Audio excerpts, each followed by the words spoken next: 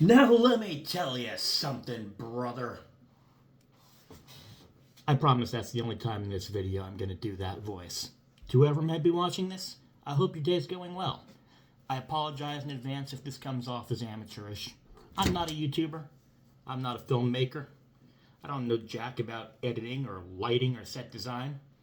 I'm just a guy with a cat who has something to say, and this is the best place I know to say it, so here goes. When I was 6 years old, my father introduced me to the World Wrestling Federation, now known as WWE. Now, I was a shy, awkward, unathletic kid who wasn't really interested in sports, but wrestling captivated me in a way that nothing else could. This epic struggle between good and evil, taking place on live TV, with men and women who for all the world looked to me like they could be real-world superheroes. And to me, and millions of other kids of my generation, there was no other wrestler who better exemplified that superhero aesthetic than Hulk Hogan. Hulk Hogan was larger than life in every way. He had muscles in places I didn't even know people could have muscles. He was the strongest man I'd ever seen, a lot stronger than my dad for sure. He'd rip off his shirt like it was a piece of paper, and I thought that was the coolest thing I'd ever seen. Kids loved Hulk Hogan, and we loved him back. We were his little Hulkamaniacs. But Hulk Hogan didn't just want to bask in our adoration. He wanted to teach us to be better people. He had 4 rules to live by that he gave us in his promos. Say your prayers, take your vitamins, never stop training, and believe in yourself. Personally, I was never much of the praying sort, but I tried my best to take those rules to heart. And even above those rules, there was one other thing that he wanted to teach us, and that was how to be real Americans. Every time Hulk Hogan came to the ring, he came out to the tune of a rock and roll song by Rick Derringer, which said in its lyrics, and I quote, "I am a real American, fight for the rights of every man. I am a real American, fight for what's right, fight for your life." Hulk Hogan was the most American thing I could possibly think of. He represented everything that was good about this country. The idea that all men are created equal, that we're all the same in the eyes of God, and that we all have within us the potential to make the world a better place. He always stood up for himself. He stood up for his friends. He stood up for everybody, because that's what a real American does. He represented the spirit of men like Abraham Lincoln and Martin Luther King, who paid the ultimate price to ensure that their fellow Americans could be treated as their equals. If you asked someone what was the most American thing they could think of, there's a lot of things they might name. The Statue of Liberty, the Stars and Stripes, Thanksgiving, the 4th of July, the New York Yankees. The list goes on. For me, it was Hulk. When Sergeant Slaughter won the World Heavyweight Championship in 1991 and dedicated his victory to Saddam Hussein, to me it was the greatest insult our country had ever suffered. And when Hulk Hogan faced him one-on-one at WrestleMania and won the title back for America, it felt to me like we had just won a world war. Of course, eventually us little Hulkamaniacs grew up. We came to realize that wrestling was just a show where people playing characters pretended to fight for our entertainment. And we found out that Hulk Hogan wasn't really the role model he made himself out to be. The physique, the 24-inch pythons, that wasn't prayers and vitamins, it was just steroids and spray tan.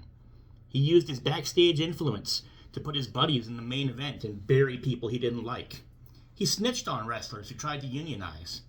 He looked the other way when powerful men in the wrestling business abused their power and took advantage of young people, demanding sexual favors for them in exchange for a better spot on TV. He got exposed on video using a vile slur for African Americans and telling his sexual partner that he would never forgive his daughter if she dated a black man. It never feels good to find out that your childhood heroes are just as capable of bad behavior as anyone else. But for years and years, I knew that as much as the man born Terry Bollea was not a good person, I could still look back fondly on the memories that he had made for me as a child. I could put on the video of Hulk body slamming Andre the Giant in front of 93,000 screaming fans, or going toe-to-toe with the Ultimate Warrior in one of the most anticipated matches of all time, or facing The Rock in a battle of icons and passing the torch to the next generation of wrestlers. And I could relive a little bit of the excitement and joy I felt watching those matches decades ago. That's why I've owned this shirt for almost 20 years, even though it doesn't really fit me anymore. But I don't think I'm going to be able to enjoy those memories anymore, Hulk Hogan. I can't call you Hulk, right? You see, Hulk, on Saturday night, you crossed a line. On Sunday night, that is, you set foot in Madison Square Garden in New York City, one of the most famous arenas in the world for professional wrestling. And you stood up in front of tens of thousands of people at a rally and told them to vote for Donald Trump, a man who stands against everything that you used to fight for in the ring. I'm not going to mince words here.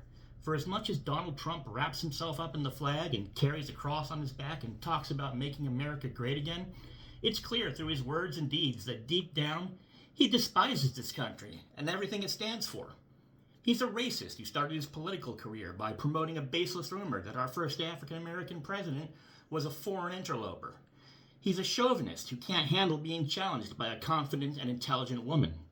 He's a sexual deviant who has been adjudicated by a court of law to have committed sexual assault, who's bragged about grabbing women's private parts without their consent and peeping on underage girls in a locker room, and has even expressed lustful feelings for his own daughter. He's a fascist who admires dictators and wishes he could be one, and describes the press and his political opponents as enemies of the people. He's a serial adulterer who's cheated on all 3 of his wives and was convicted of fraud for trying to cover up an affair he had with a porn star. During his first term as president, his incompetence and ego directly led to the preventable deaths of hundreds of thousands of Americans in a pandemic that hit this country so much worse than so much of the rest of the world, all because he refused to follow common sense safety measures and told his listeners to inject themselves with bleach instead of going to the doctor. And there's every reason to believe that if he gets in office again, he'll abuse the power of the presidency to seek revenge against everyone who he thinks has wronged him, which is a list even longer than Chris Jericho's list. Now, Hulk, I've known you were a Trump supporter for some time. You spoke at the Republican convention, after all. That wasn't necessarily a deal breaker for me. I know plenty of Trump supporters. I have friends who are Trump supporters. Do I think a little less of their judgment because they support him? Sure, but by and large, they're not bad people. Not everyone who supports Trump is a fascist or a bigot, and plenty of them have what they consider valid reasons to support him, even if I don't agree with them. That's the beauty of America. We're allowed to disagree with each other about how the country should be run, because at the end of the day, we all get a chance to have our say when we cast our vote. But what I saw at that rally on Sunday wasn't just a difference of opinion.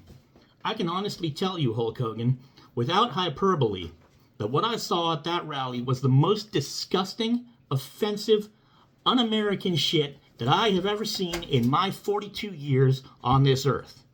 Never in my life have I seen such blatant, naked, mask-off racism, bigotry, and downright hatred on display on such a massive platform. Hell, when I was in elementary school, the impression I got was that America had collectively realized that racism was bad and decided to leave it in the past. And even in the days before that was the case, you used to need a white hood and a robe to say the kind of things in public that I saw said at that rally. That you chose to take the stage with those people and not only fail to call out that kind of hatred for what it is, but use your status as an entertainment icon to tell people to vote for the man responsible for it is morally repugnant and downright inexcusable. Now, the next part of this video is probably going to upset some of you. And to be honest, it should, because I'm going to share with you some of the things that were said at that rally. To be frank, the thought of saying these things out loud makes me sick to my stomach. But I want you to understand just how serious I am when I say that the sentiments expressed by the speakers at this rally were nothing short of pure, unadulterated evil. Now, just so we're clear that I in no way endorse the words you're about to hear, I'm going to do something that wrestling fans have been doing for as long as I can remember. I'm going to hold up a cardboard sign. From this point on, whenever you see me holding up this sign, this means that whatever I'm saying is a direct quote. I'm going to give you an example by reading a passage from the Bible. This is from the book of Matthew, chapter 25, verses 41 through 45. Then he will say to those on his left, "Depart from me, you who are cursed, into the eternal fire prepared for the devil and his angels. For I was hungry, and you gave me nothing to eat. I was thirsty, and you gave me nothing to drink. I was a stranger, and you did not take me in. I needed clothes, and you did not clothe me. I was sick and in prison, and you did not look after me." They will answer, "Lord, when did we see you hungry, or thirsty, or a stranger, or needing clothes, or sick, or in prison, and did not help you?" He will reply, "Truly I tell you, whatever you did not do for the least of these, you did not do for me." Remember that passage, folks. It's going to be important at the end of this video.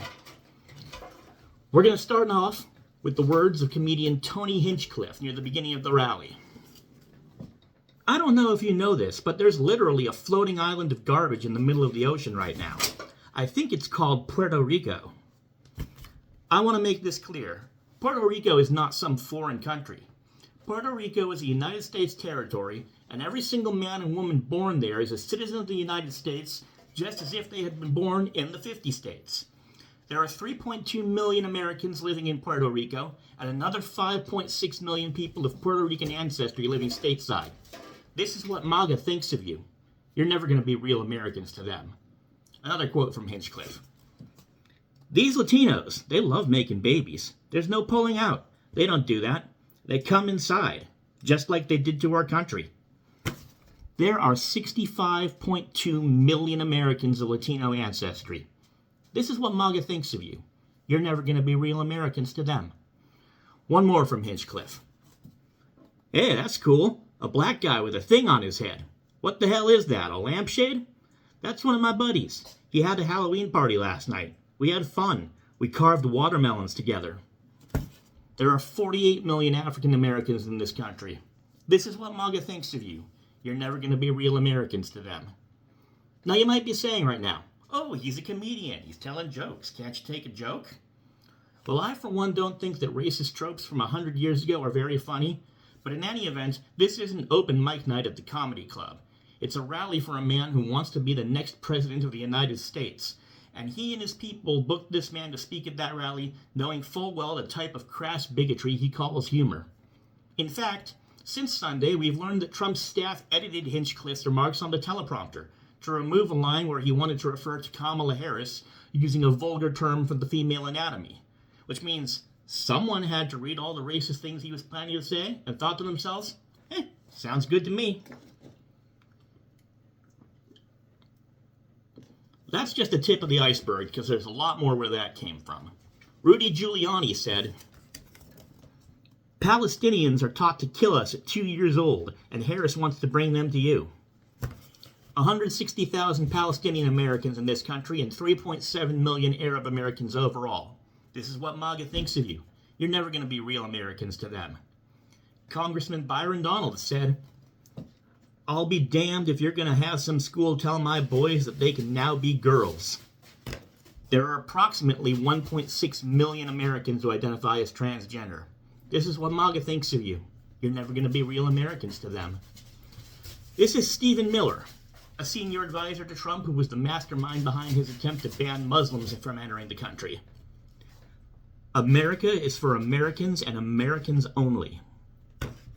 There are 24.5 million naturalized citizens in this country who have come here from every part of the world and left behind everything they knew for a shot at the American dream. This is what MAGA thinks of you. You're never going to be real Americans to them. Real estate executive Grant Cardone said of Democrats that, "We need to slaughter these people." Who knows how many millions of self-identified Democrats there are in this country, but this is what MAGA thinks of you. You're never going to be real Americans to them. Trump's self-described lifelong friend David Rem said of Kamala Harris, "She is the devil. She is the Antichrist," while waving a crucifix at the audience. Not only are you Democrats not real Americans, turns out you're also devil worshippers. I could continue with these kind of quotes all day. I think you get the idea. There's just one more that I want to share, and it's not from this rally itself. It's something that Donald Trump said at a different rally last week, and it really says all there is to say on the subject. We're like a garbage can for the world. Tell me, Hulk Hogan, what kind of real American would describe this great land of ours, a nation conceived in liberty and dedicated to the proposition that all men are created equal, a garbage can? What kind of real American would denigrate tens of millions of their fellow citizens for their race or skin color or religion? What kind of real American would dig up vile tropes from the era of Jim Crow and pass them off as comedy? What kind of real American could look at someone who's given up the only life they ever known, traveled thousands of miles, crossed oceans, to come to this country following the Statue of Liberty's invitation to give me your tired, give me your poor, give me your huddled masses yearning to breathe free? What real American could look at them and say, "Get out, you don't belong here"? What kind of real American has room in their heart for that much hatred? When you addressed the crowd on Sunday night, you said that Donald Trump wants to put God back in our schools. Hulk Hogan, the God that you told me to pray to would not recognize the America that Donald Trump wants to build. The God that you told me to pray to is the same one who said that whatever you do to the least of your brothers, you do also unto me. You gave me 4 rules to live by, Hulk, but the God you told me to pray to only gave us 1. Love thy neighbor. You might not have realized this, Hulk Hogan, but you taught me more than maybe you intended to. You taught me to be a better American than you are.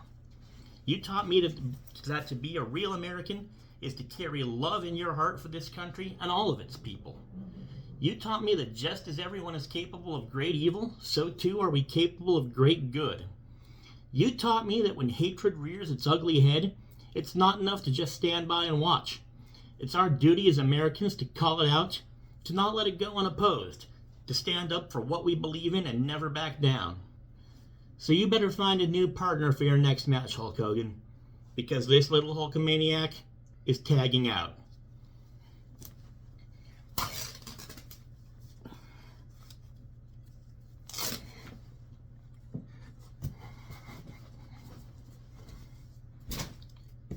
The election is next week. If you haven't already voted, and any of what I've said just now makes sense to you, please vote for Kamala Harris. If you're not registered to vote, depending on what state you live in, there might still be time to do something about that, and I'd encourage you to do so. Even if not for this election, then for the next one, because there will be a next one, no matter how much Donald Trump might try to do something about that. Thank you for your time, and may God bless America.